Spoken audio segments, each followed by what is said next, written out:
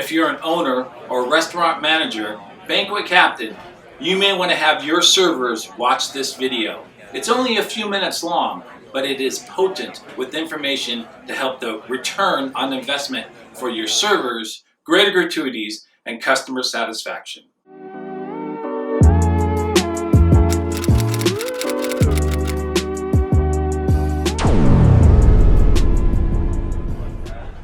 Hi, I'm David Black, a 16-year veteran in the restaurant industry as a banquet captain. I've worked at some of Orange County's most popular steak and seafood restaurants. Let's get right into it. Let your passion for customer service out. Let it out. We're here in the restaurant industry because we love serving people. So let your enthusiasm for this role out as you interact with your staff, as you interact with your guests. I'm here today to talk about best practices in your banquet department, and it applies across the board for servers in your restaurant. We're going to talk about the preservation of restaurant capital. We're going to talk about increased profits and employee retention. And then finally, we'll cover a few banquet server techniques and tips.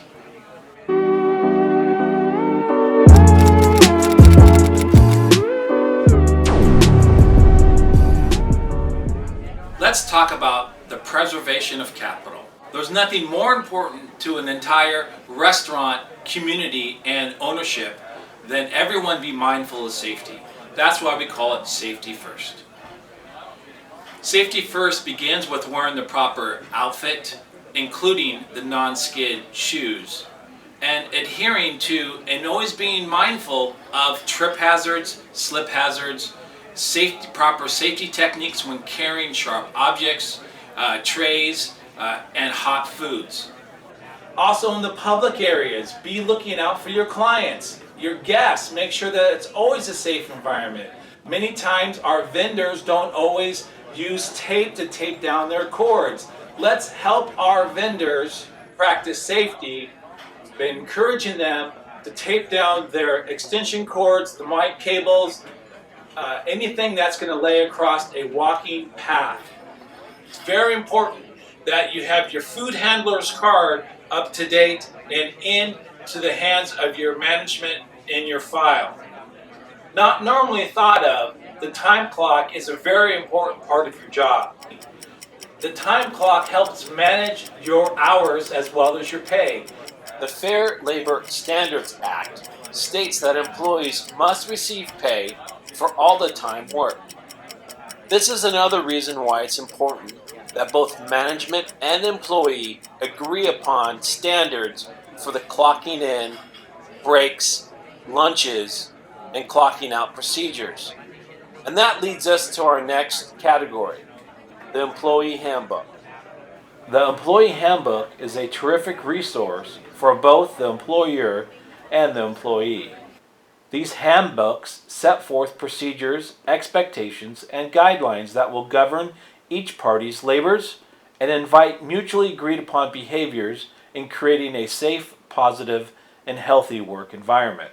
Handbooks are most well known for detailing the reporting process if ever discrimination or an unfair employment practice should occur for an employee, and the correctional practices if needed by the employer.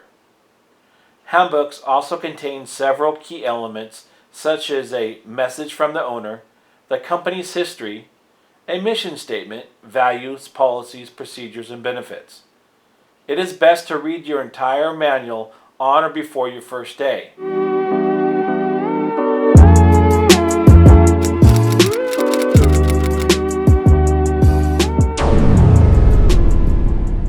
The most important part about being profitable as a restaurant, and that's your company culture. Also, it's about developing a solid team that gives you a very strong return on your investment. Let me talk to you about the mentality of the best banquet server. The best banquet server, firstly, is going to be a person who arrives early. Keep our eyes peeled for slip hazards, for trip hazards. We're also going to apply our proper techniques when we're lifting and going about doing our job. Another big key is building rapport. When we come in the room, the first thing we're doing is we're thinking safety. The next thing we're doing is we're thinking and we're doing building rapport. You want to build rapport with your chefs, your co-workers, your director of catering, your management, as well as once people come in the room, once your clients come in the room, you are in the mindset, the attitude of, these are my guests. I'm going to build a positive, open, and welcoming environment for my guests. Nothing feels better for someone when they come and they feel just a little bit like you have made it personal for them. For example, you will see many times on banquets, they'll have name placards, a little tabletop name that they'll place in front of their place settings.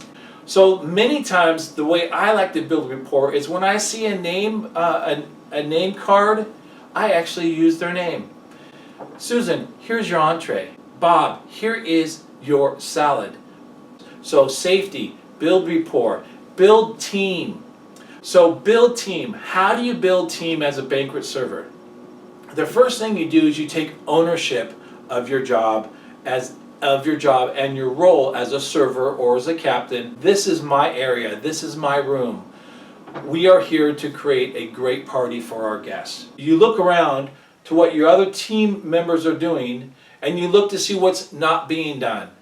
And you divide and conquer, and that's building team rapport. Here's another adage when it comes to building team rapport, is that if any one member of your team is working, you need to be working as well. So whether it's to polish silverware, polish glassware, fold napkins, prepare for the next party, team rapport is built when one person's working, we all work.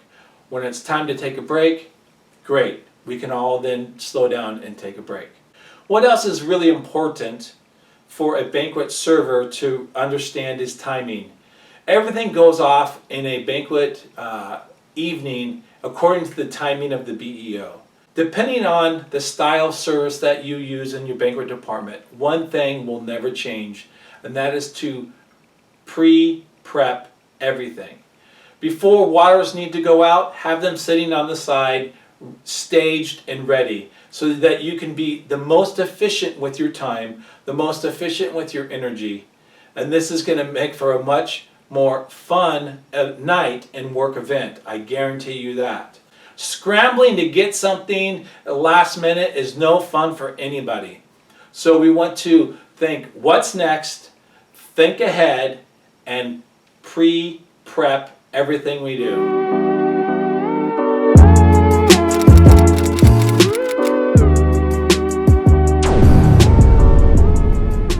Okay, ladies and gentlemen, servers, banquet captains, we are here to cover some of the principles in carrying a large oval tray. You can see here I have a large oval tray. It has some dinner plates and plate lids on it. It can get quite heavy. Right now we're not doing the heaviest possible. No need to prove the strength, but we're going to cover proper technique. The proper technique that we always train our servers in is to always approach the jack stand at a 90-degree angle. We never want to come into it at the side over here or at the sides over here. We want to come into it perpendicular to its arms and legs. And then what we're going to do is with one hand we're going to reach under, press down on the strap, get our hand under there, then we're going to lift with our legs. So here we go. So I'm reaching under, I press down, I get my hand into the center of gravity, I come down to my knees, I drag it over, I find again the center of gravity of the weight, I do a test lift. So one step that's always missed when carrying a big tray is to first test it for stability, which means you take your hand here and you give it a shake and you see how much tolerance is happening between your different tiers. We want to make sure that there's enough stability before you even go down to lift.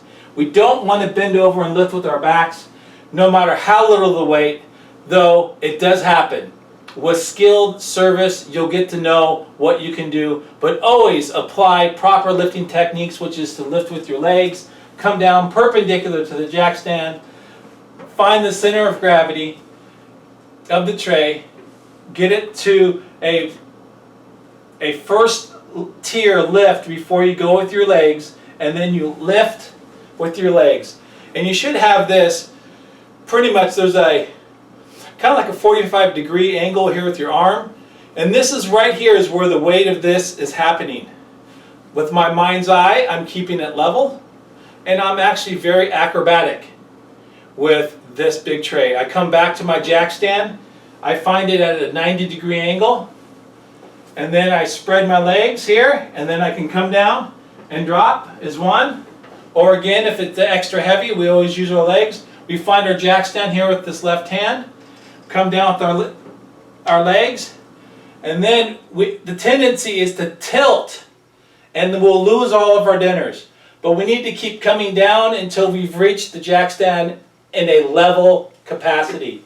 Push it on. Last thing we do after we've pushed it on, take your hand and find the 1/3 thirds of the tray and the jack stand. This way, when we unload our tray, the oval will not flip. Proper technique and handling of a large oval tray, my friends. Salad and dinner plate carry. We start with our left hand out like this. Use our thumb to grab and to capture the plate like so. Our finger is on the rim, touching here, so we have a good grip. We use these 3 fingers to then rest the next plate on, and that index finger as a buffer. Now I can use this thumb to create different tilt on my plates. I use my wrist, I tilt it back slightly, and I rest the 3rd plate both on my thumb, my arm, and the plate. I press down on my thumb, and I create this plate now flat. You can easily place the 4th dinner plate here, grab my 5th, 5 full entrees delivered to 1 table of 10. Makes for a very fast and efficient dinner service. Great, let's now go over the busing station. As you can see here, folks, I have an armful of dinner plates. And I'm going to bus them onto my busing station. I take my silverware, I place it in this bin, and then I evenly unload my dinner plates onto the busing tray. I just continue the same simple process, just like this. And there you go. One thing, as I have my dinner plates like this, as you can see, folks, I have an armful of dinner plates ready to be bussed onto my busing station. I remove the silverware and place it into the silverware bin, and then I scrape the food like this into this debris lid in front of me. And I just repeat this process over and over.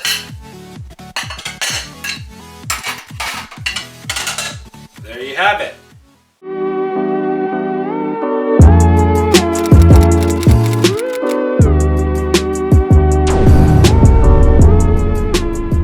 Covered a lot of information in a short period of time, and we thank you for staying with us. We know your gratuities are going to increase as you build rapport with your guests and your team members. We look forward to you having a fantastic career in this amazing restaurant industry.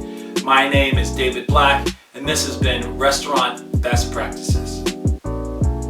If you'd like a training session tailor-made to your restaurant, please contact David at 657-224-0657 or email at dblack@davidblackjr.com.